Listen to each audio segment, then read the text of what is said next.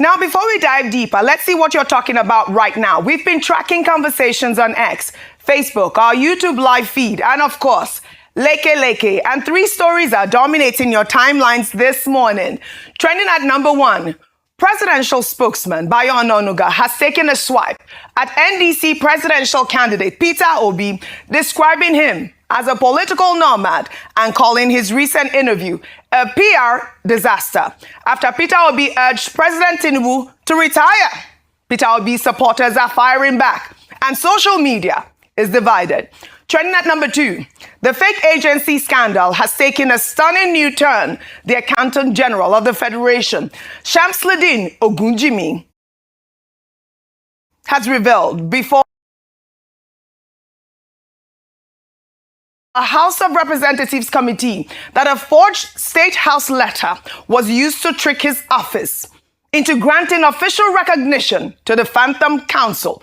We have the details.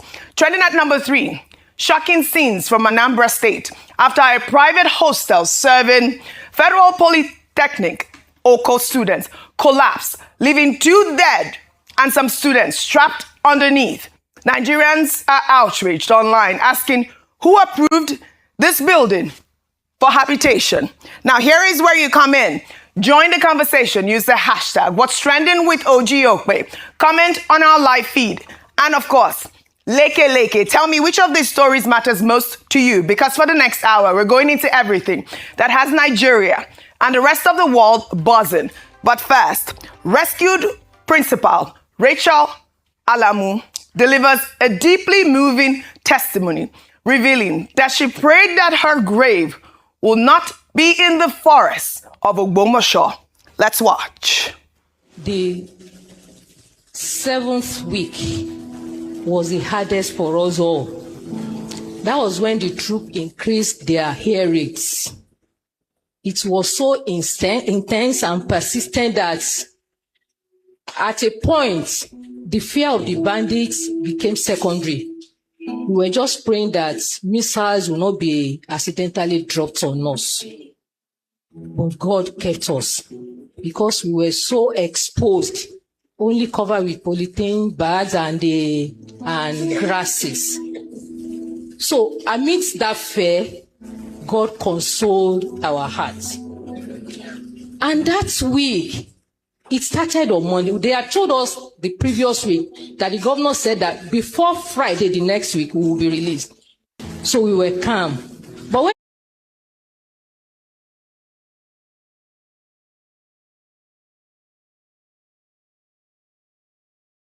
the hearing started on Tuesday, they become so furious. Later in the night, we started hearing shovels walking. My men, the 2 of them, were shouting, Mama, shovel, I'm on guru shovel. Money, one shisha kan lowo ni. I was crying as I was saying, because we all knew what that meant. They were about to bury another person. The place was so terrible that anything could have happened to that place. I just told God, my grave should not be numbered in the forest. And God helped me. We were in a place that when you are shaking with fever, the first question is it malaria you have or fever? And the solution is 2 tablets of paracetamol. At worst, Bosca, or whatever they call that name. That last week on Sunday, because of the stress I had gone through on the 7th week, I broke down. My temperature was on the roof and I was shaking. So I just called one of them, the camp commandant, Oga, can I have 2 tablets of paracetamol? I said, no problem. The woman sitting next to me said, Mommy, this is not paracetamol. I said, God will work with it. I used that paracetamol, and to the glory of God, it was as if I was never having the symptoms of malaria. So God saw us, it was God's hand. The release was miraculous. So I give glory unto the Lord. I thank God for what He has done. Well, this testimony puts a human face on what we have been reporting as a security and political story.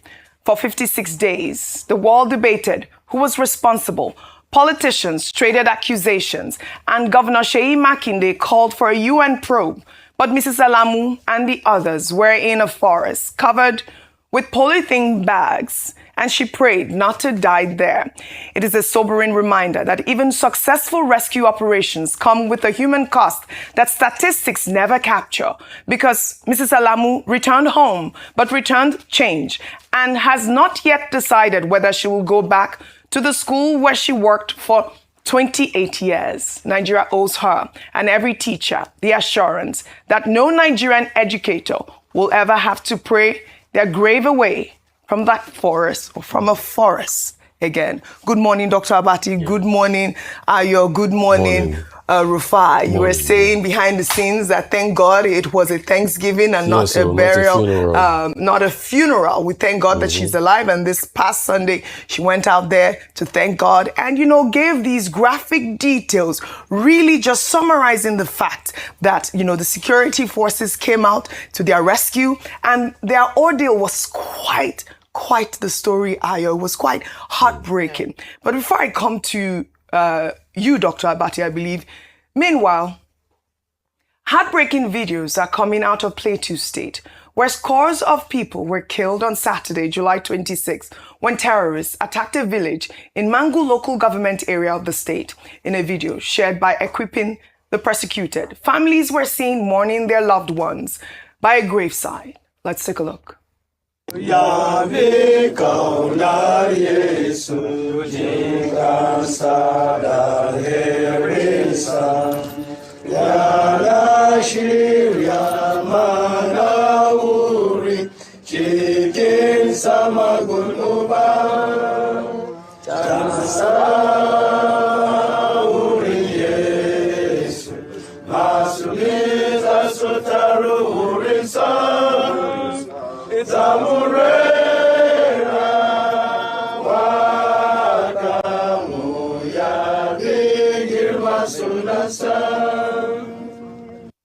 their souls rest in peace. According to reports, the terrorists stormed the village around 1:30 p.m. on Saturday, opening fire indiscriminately and burning homes. Troops of Sector 9 Operation Enduring Peace were swiftly deployed, evacuating many civilians to safety.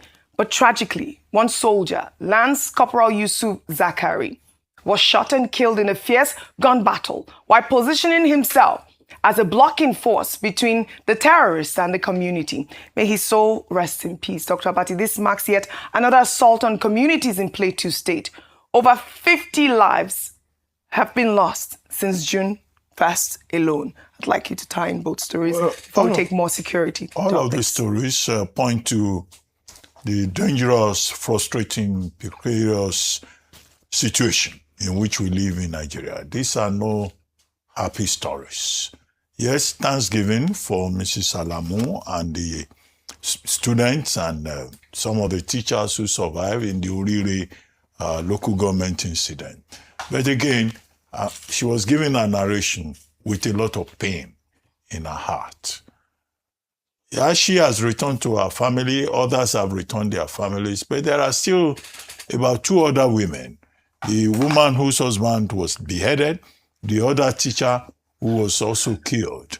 So all round, it's not a good comment on the plight of the average citizen in Nigeria, nor is it a good comment particularly on the fortunes of teachers in the Nigerian community, or of the young people in whom we invest a lot of hopes about the future. Right. But beyond all of that, the lesson of that particular experience, and also that of Plateau State, where people were just killed in broad daylight, and this was described in the reports as a case of Christian massacre, which you then, give the impression, further affirm, those who talk about Christian persecution in Nigeria, Christian genocide, some people say, right, which is a much stronger word. And there were other incidents over the weekend, also in Kaduna State, southern Kaduna, or perhaps in other parts of the country. Mm-hmm. And the subtle reminder of this is that the Nigerian government has an obligation to live up to its duty, its commitment under Section 14 sub 2b of the Nigerian Constitution, which is the same phrase that we repeat every day so that, possibly somebody will understand the meaning. All right. That the security and welfare of the Nigerian people shall be the primary responsibility of the Nigerian government. All right. Perhaps if that is the case, Mrs. Alamu will not be thinking of leaving the teaching profession that she loves so much. Mm-hmm. Professor Alamu will not find himself in a situation where he will switch off his phone because of the trauma that he went through. All right. And their sons that appeared in that video will not be having anxieties about their future as Nigerians. Thank you, Dr. Abati, for your submission. And may their souls rest in peace. In the same vein, Kaduna State Governor Obasanjo has condemned the killing of at least 30 people following a terrorist attack in Kauru local government area, a border community between Kaduna and Plateau states. The terrorists attacked around 11 p.m. on Sunday, shooting indiscriminately, setting houses ablaze and killing people, including 8 children. The governor has directed security agencies to intensify operations and the Kaduna State Emergency Management Agency to provide immediate relief to the affected families. 30 people gone. May their souls rest in peace. In the same vein, also in Borno State, terrorists suspected to be linked to Boko Haram or ISWAP abducted the wife of the pastor of the Church of Christ in Nations and 3 of their children while they were traveling to Damasak, just days after the wife was discharged from hospital following a prolonged illness. The incident occurred earlier this month, and as of this report, their whereabouts are still unknown. The Borno State Police Command has yet to issue an official statement on the abduction. This is a family torn apart, and the silence from the authorities is deafening. We're waiting to, hear from the Borno State Police Command. We've seen so many other stories coming out of Borno State as well. But this family, you've talked about the targeting of Christians.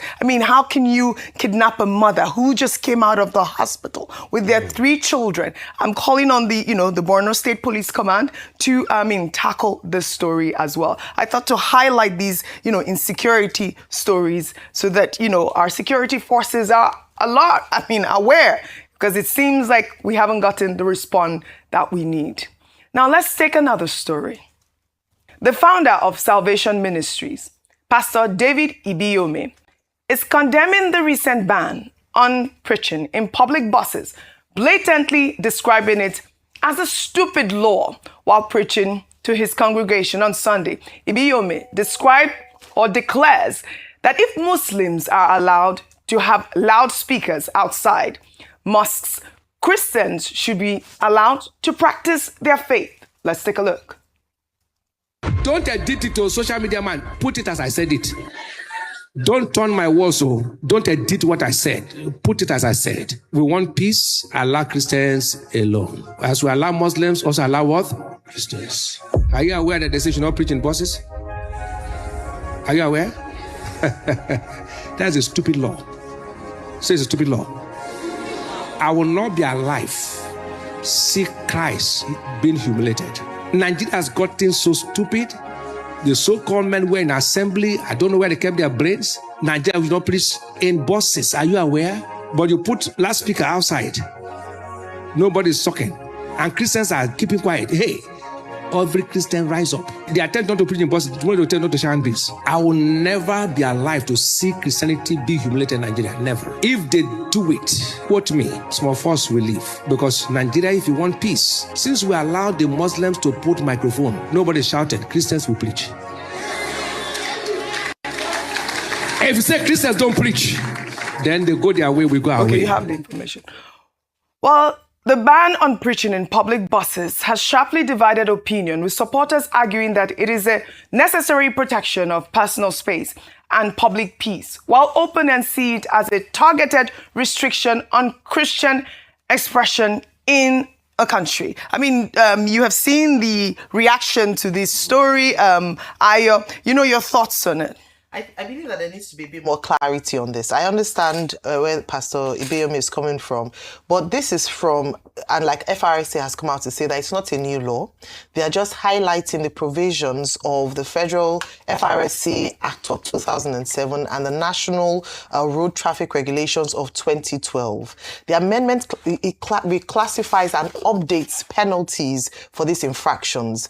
A few things to clarify. It's not a ban on open-air crusades. It's not a ban on street evangelism. It is just emphasizing the respect for passenger comfort and then concentration for drivers. Of course, this would take a religious slant and dimension because it seemed as if it was saying, oh, we don't want you to be seen preaching in public. What they're saying is that it's part of the law without specifically saying or talking about bus evangelism, talks about protection for and safety for passengers and also protection and safety for the drivers as well. However, we'll now have to see the fine line between, the provisions of the law and the religious freedom and also the freedom that other religious sects enjoy. The truth is that we keep saying that Nigeria is a secular state, but truth is, in this regard, is louder than fact, which is that the truth is, despite the fact that Nigeria has been deemed not a secular state, right, the truth is that a number of people are very religious and want to enjoy religious freedom, and this is exhibited culturally in many regards. As we see people preaching on buses or sharing tracts on the streets, we also see people, like they mentioned, apart from Lagos State where the noise pollution, there's an act against noise pollution, so I believe there's a reduction in these loudspeakers of call to prayers. But it's not the same across Nigeria. In other parts of the country, you would see a call to prayer that's loud. During festive season, you would see people come out on the streets to pray. And so there have been conversations around this, and that distinction between what should be law and what then encroaches on people's personal freedom to their right to religion. Fantastic. I'd like everyone to chime in on this. Rufai, your thoughts really quickly before. What I'll just say basically is, please, do not encroach on any other person's religious freedom, pure and simple. Yeah. The truth has to be said. Everybody has a right of freedom of religion, but where your right stops, right, that's where the right of another person begins. Yeah. Please, it has to be said. I was making an example this morning that, yes, people go into the bus, preach, collect money afterwards. If people like us that are also, or people that have affinity for Igbe or Ailala, Rufai, you're always talking about this. Is it true or you just make a joke? No. Are you an Orisha worshipper? No, I'm not an Orisha worshipper. I'm a Christian. You're a Christian, okay. I have to say that. All but right. I also have to respect the sensitivities of those people. And you know why I keep mentioning them? Yes. It's because they are not mentioned enough. Okay. We just act in this country like they are only But you align Christians with them and Muslims. in a way. Who said they are minority? A lot of your Christians and Muslims are either Ugboni. But they identify, if you look at the sense... they will not tell you because the first thing the Western people did, Oyinboma, when they came here, they demonized our traditional religion, which is a big discourse I want to start. No, don't start that. Not yet. They demonize our traditional religion and they say it's only Christian and Islam.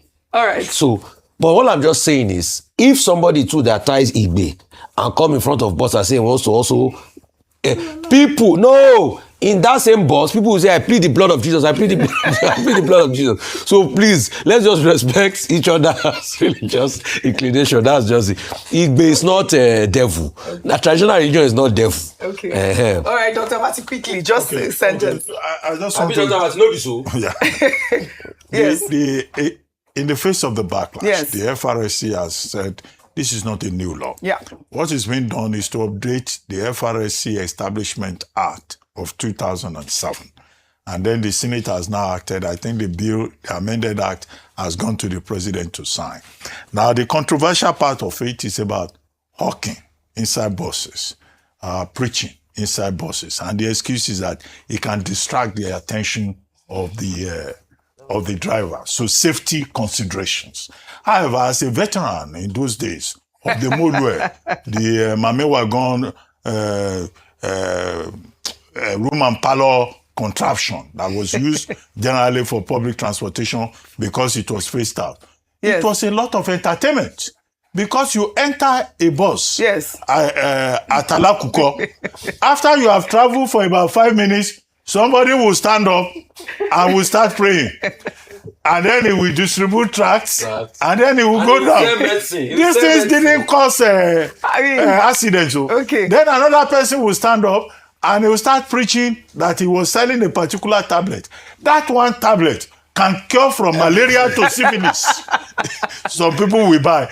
Then you've told me Allah will cool a babalawo will stand up, and the babalawo will sell charms that you can use to get a girlfriend, or that you can use to achieve anything and become rich. So it was a lot of entertainment. Right. I don't ever recall that it led to accidents. All right. But the thing about a law is that it's a living entity. So if after 10, 12 years, FRSC says we should update our law, there's nothing wrong with that. All right. However, the thing about hawking, street hawking, it also has its own commercial purpose. Maybe Rotus can investigate that and tell us about how people within the informal economy also have to survive, whether inside the bus or by the roadside. All right. So it's a whole complex it is. issue. I think it is. But Pastor Ibiome saying that people should be careful about religious freedom and that Nigeria should not be Islamized is correct, on those details. All right. As he put them. Well said, Dr. Abati. Thank you all for your submission. Now to politics. Reactions are trailing the lawsuit filed by the Obedient Lawyers Forum, demanding that NDC presidential candidate Peter Obi be provided maximum security ahead of the 2027 election. The suit named President Bola Ahmed Tinubu and top government officials as defendants, citing Peter Obi's recent statement that he may not be alive to contest the election. Human rights lawyer Kingdom Okereke referenced the unresolved murder of Funsho Williams as a warning of what happens when political figures are left unprotected. Let's take a look. The presidential candidate of the NDC and our principal in the obedient movement, he has alerted the whole world that his life is under threat by the Bola Ahmed Tinubu administration, by the government and the agencies of the Tinubu administration. And we are here simple. We have come to court to enforce his fundamental right, and we are praying that he should be provided adequate security. We don't want another Funsho Williams in Nigeria. You people know that of recent, Peter Obi, in a very viral video, claimed that he won the 2023 presidential election. He said it, it's online, you Google it, he said that he won the 2023 presidential election. And the implication is that Tinubu and the former INEC chairman, Yakub Mahmoud, stole his mandate. And Peter Obi is warming up to reclaim his mandate in the 2027 presidential election. And it's a similar scenario that happened in Lagos State. Like more than 20 years ago, even all the security agencies in Nigeria, the DSS, the police, nobody has come out to say who killed Funsho Williams or how Funsho Williams died. Funsho Williams died in Lagos while he was said to be warming up, to contest the 2023 governorship election in Lagos State, to reclaim his mandate that he believed that was stolen. So we don't want similar scenario. Peter Obi must not be another victim of political assassination. He must freely go to any part of the country, to campaign and engage people, sell his manifesto, tell Nigerians about his ideology to bring this nation out of poverty and corruption. All right, Rufai, the lawsuit has divided Nigerians, some calling it a necessary step to protect an opposition candidate, others dismissing it as political theater. Your thoughts? Whatever they say. Yeah. Oji. And Dr. Abati, you have to help me here because you are an alumnus of government. Obi must be provided with security. And I think it's the responsibility of states. And that's what I want to ask you. Dr. Abati, are there provisions for security once somebody becomes a presidential candidate by the states? Well, when you are a person exposed to risk, yes, for political reasons, there is what they call VIP protection. Okay. The problem with Nigeria is that it has been abused. But you have to apply, and the authorities will consider the risk, and they can assign to you for your protection, maybe DSS, maybe civil defense, maybe policemen, persons who have been adjudged to have been trained in the direction of VIP protection. It's the abuse that is the problem. I know. But a person that is exposed to risk can seek protection So, of the state. thank you for that. The second question we should now ask is, has Obi applied for that? Because we are supposed to apply, like Dr. Abati said. You have to apply. Has he applied for that? Because, like he said rightly, Oji, maybe today is the 20th anniversary of Funsho Williams' death. Yesterday. Yesterday. Yes. Is it only Like Funsho Williams? 7th, yeah. The Attorney General of the country was killed. Uncle Bola Ige. Nothing came out of it. We've had other political killings. This guy in Ekiti was killed. Daramola. Nothing came out of it. Marshal Harry was killed. Nothing came out of it. Suliat Adedeji was killed. Nothing came out of it. We can go on and on and on as regards Dikpo Dino in Ogun State. DD Direct of blessed memories. Nothing came out of it. So please, if people are calling, and because there were some states Obi went to that people have said he has to come and meet them before he gets security. And true to type, gunshots happened around where he was. So this man must be protected because we must not hear stories. So people can say anything they want to say and say, oh, maybe them kingdom Okere, why are they pushing this and all of that? Oji, there's a valid point in all of this. They must provide security for Obi. It has to be said. And nothing must happen to Obi. He must see the next election. He must see beyond the next election. We repeat, nothing must happen to Peter Gregory Obi. Well, all right. Meanwhile, the That president... sounds like advocacy. Yes, that's what we do on the table. Please, let me say it again. But that's what we do here. Let me say it again. In fact, let me now put We a were caveat. just advocating for the children to be released and the pastor's wife. Let me say it again. All right, Rufai. We must not have any kind of fictitious accidents. All right, Rufai. We must not have any form of crash. We must not have any form of anything that will happen to Peter Gregory. What's his Igbo name again? It's Obi now, Peter Obi. Somebody change Gregory to Gringoro. Let's go. You remember? No, in the last election, somebody changed Gregory to Gringoro. All right, Rufai said nothing must happen to Peter Gregory, Dr. Abati, not Gringori. Obi. Meanwhile, the presidency has described Peter Obi as a political nomad who keeps jumping parties for personal ambition. Presidential spokesman Bayo Onanuga made the statement in a post on X describing Peter Obi's recent interview where he asked President Bola Ahmed Tinubu to retire as a PR disaster. I'll read Bayo Onanuga's post on X in part. He wrote, Tinubu is unlike you, Peter Obi. You were elected governor under the platform of APGA. In 2007, you swore with your children and even by the hospital bedside of Ikemba, Odumegu, Ojukwu, that you would never leave the party. Not a man of your words. You abandoned APGA after your second term and joined the PDP. You were in the PDP when you ran with the perennial presidential contender and loser, Atiku Abubakar, in 2019. Your presidential pair lost to Muhammadu Buhari and Yemi Osibajo of the APC. You did not wait to rebuild the vanquished PDP. Instead, you pursued your selfish interests by joining the Labour Party. You ran as the party's candidate in 2023. You lost the election and came third behind Atiku and President Bola Ahmed Tinubu. The Labour Party fell into a serious leadership crisis after the election, with campaign funds in your possession not fully accounted for. Instead of waiting to solve the crisis and rebuild it into a formidable group like a good leader will do, you again chickened out. You teamed up with Atiku to hijack the political group called African Democratic Congress, a special purpose vehicle, when you found out that you would not be able to clinch the group's presidential ticket in a free and fair primary election. You didn't hesitate to jump ship to join the court-registered NDC, promoted by a former governor, Senator Seriki Dixon. It is not in doubt that if the NDC fails to deliver what you want, you are not far away from the exit door. You would shamelessly migrate to yet another party. You do not build. You always want to reap where you did not sow. Ayo, over to you. Okay.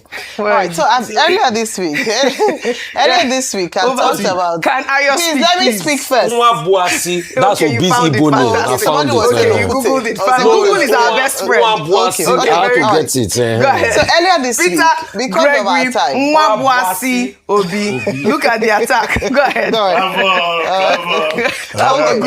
Because of our time. Let me not. I mean, he said a lot of things which is not new.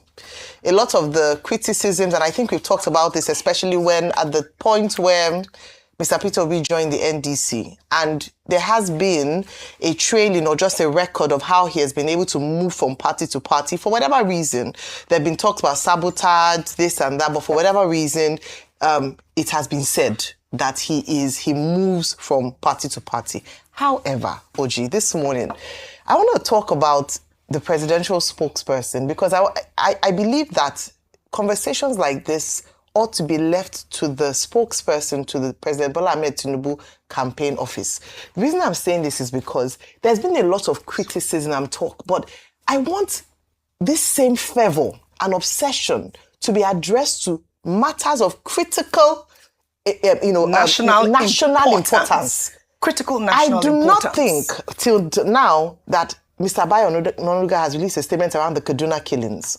I don't think until now, Mr. Bayo. So what I'm saying is that, yes, I know this is election season, but I also believe that there's a place for accountability to the people whose mandate you stand on, which is to give them reports. And my concern is that there's so much focus and talk about a candidate, or sometimes, Alhaji Atiku Abubakar, that we do not see the process of governance rigorously and properly done.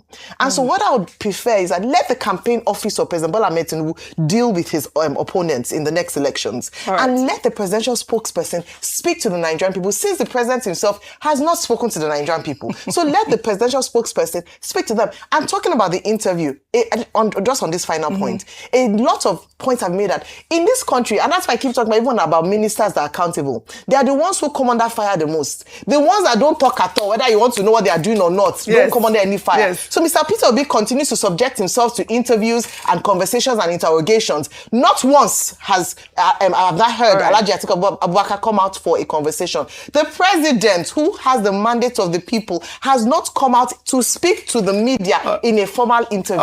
That is the accountability that we should ask for more. That is what we should be calling up for more. A quick sentence, please. Quickly, we have more on politics. For Mr. Bayo Onanuga, that you're accusing somebody of moving around. President Tinubu went from SDP in 1993 to AD, from AD to ACN, from ACN to AC.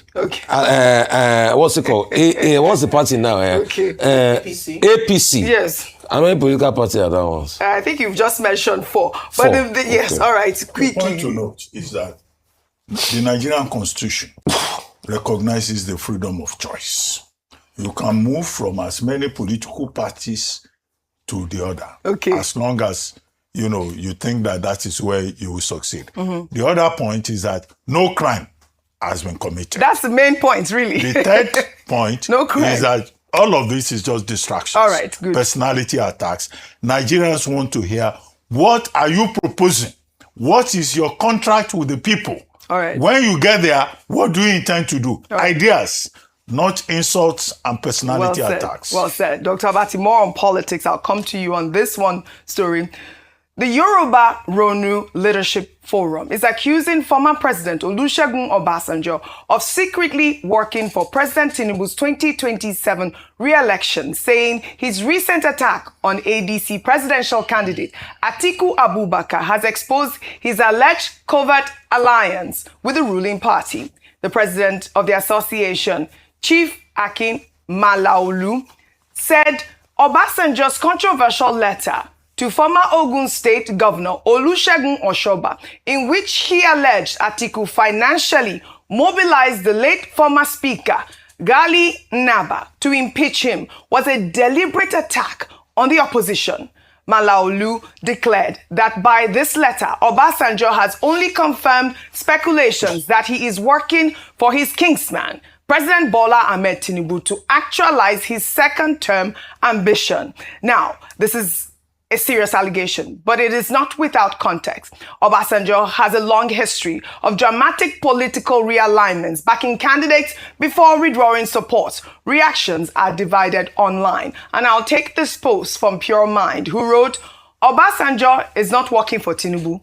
All Nigerians, including Obasanjo, are working against Atiku becoming president. If anything, Atiku is the one working for Tinubu. Atiku has no business contesting 2027. Instead of Atiku becoming president, let Tinubu continue. All right, Dr. Abati, your thoughts on this? Oh, no, very quickly. I thought we had another post. It's very straightforward. Chief Akif Malalu, right? Yes. That's the name. Is making a claim that he himself cannot sustain. Right. So I see it more or less as one of those distractions, to the extent that it's a very frivolous allegation, in my view. We all know the reputation of former President Olusegun Obasanjo, the very distinguished letter writer of Nigeria. And we know that he has very clear ideas about his own opinions.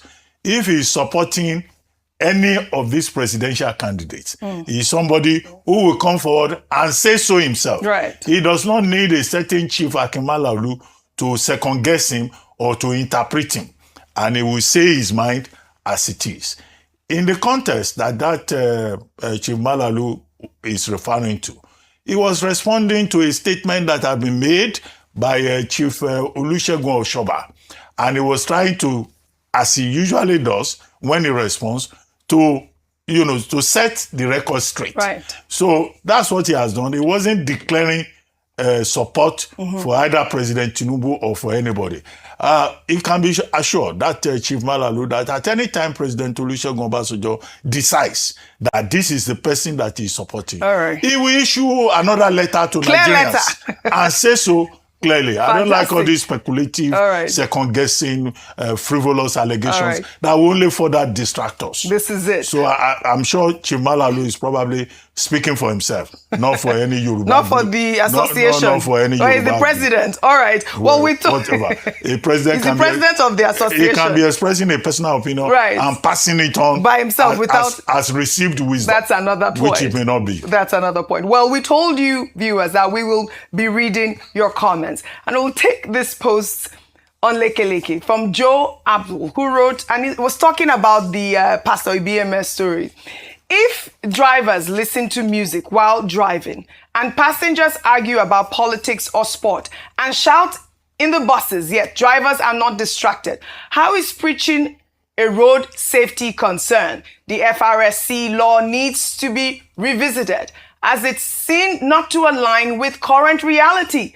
The cure for mental health is right words. Preaching does this. I mean, this is another comment. This is another comment. We're getting free mental health, counseling on the buses and all of that. So, thank you to our viewers for, continuing to comment. And we will continue to highlight your comments on Leke Leke.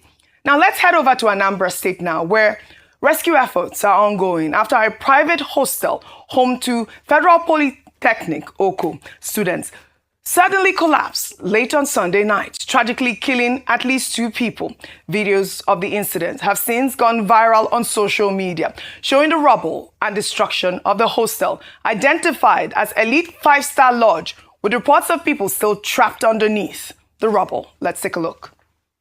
This baby just collapsed. Anambra, This baby just fall this night. This is a student building lodge. Like, this is really serious. God. This is happening in Federal Polytechnic, Anambra State. A student lodge just collapsed last night.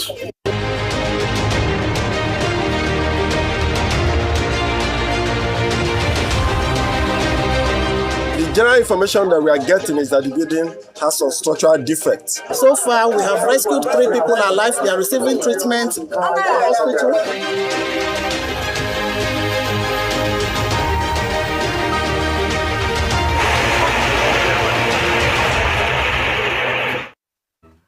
Well, officials are still combing the area, but many online are hoping that their investigation will do more than simply uncover what went wrong. Meanwhile, a video has also revealed the condition of the hostel before it collapsed. Let's take a look.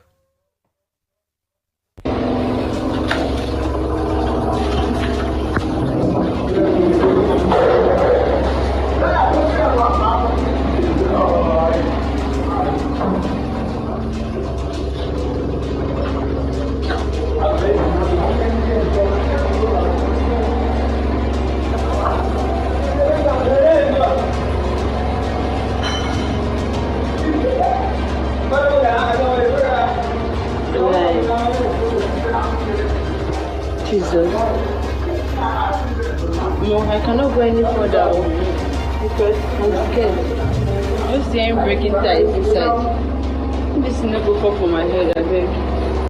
I mean, Aya, look at that. Look at that building, and it was already dilapidated right before. Thank you to the person who filmed that. 2 people dead, people still underneath that rubble. Very really sad. One word investigation. One thing that we can see based on this video is that there was already notice that this could have happened. Yes. Was this reported? Was action carried out after it was reported? Who was responsible for, for the physical planning commissioner or Ministry of Physical Planning, and what was done so that we can prevent incidents like this from happening? Very sad. Again, may their souls rest in peace. We will follow up on the updates to this story. Still in Anambra State, a video showing a group of women carrying a man in a wheelbarrow through the streets of Ishiagu in Awka South local government area in what is being described as a community response to allegations that the man physically assaulted his wife made the rounds on social media on Sunday. Let's take a look.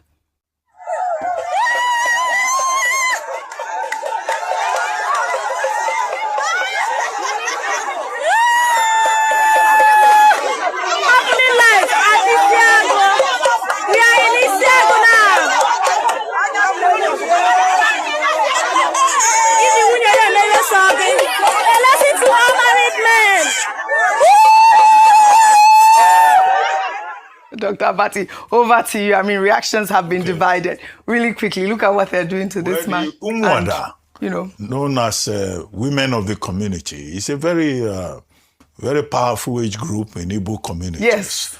Which is a challenge to misogyny and, male hierarchy within the community to prevent abuse. Yes. So the Umwada in this particular community decided, to defend one of their own who was being brutalized by her husband. Yes. The only difference is that this looks like jungle justice because the man was very helpless. Yeah. If it is a case of assault, a man beating his wife, the place to go to is the police station. Even if Nigerian policemen have a notorious attitude, if you take husband and wife to Nigerian police station, you may be told that this is a police station. We don't inquire into husband and wife matters. Go back home and settle with your husband. Maybe that's why these women say, we too, we are an authority in this community. But this is not new. Women have always asserted themselves all through history. And the most famous is the case of Lysistrata in Aristophanes' 5th century experience in classical Athens, when the women decided to say their husbands must not go to war.